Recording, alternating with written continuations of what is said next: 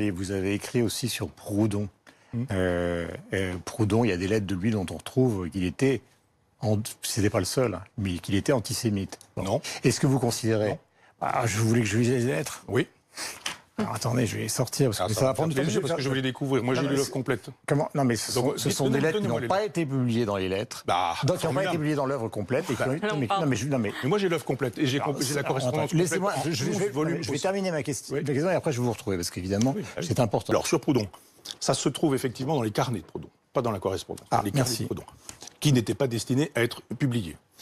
Et vous avez raison, je l'ai déjà beaucoup dit, il y a chez lui une homophobie, un antisémitisme, une misogynie, une phallocratie, qui, à la lumière d'aujourd'hui, sont devenus évidemment indéfendables. Chez Marx aussi. Hein. Oui, c'est ce que j'allais ajouter. Oui.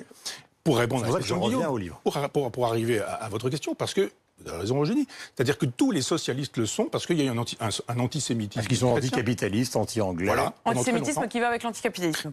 Voilà. Si vous voulez, je me tais, ça va aller. Non, parce que je voudrais justement qu'on puisse avancer, il nous reste que quelques minutes. Antisémitisme chrétien. On revient à la question. Après, on est arrivé à j'y arrive. On est arrivé à un antisémitisme capitaliste. Marx écrit La question juive et dit effectivement que les banquiers sont des juifs qui possèdent, etc., etc.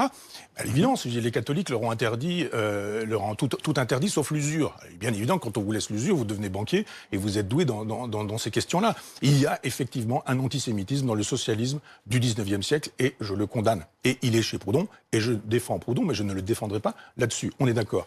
De là à dire que... En 1847, il aurait écrit « Sans jamais se fondre à propos des Juifs dans aucun peuple. Le Juif est l'ennemi du genre humain. » oui. Non, mais c'est parce que ça, je vous répondais. Vous dites, Guillaume Durand, Michel Onfray. Si vous pensez que je vous dirai un jour qu'il est expliqué, c'est justifiable, je n'explique pas ça, je n'explique pas ça.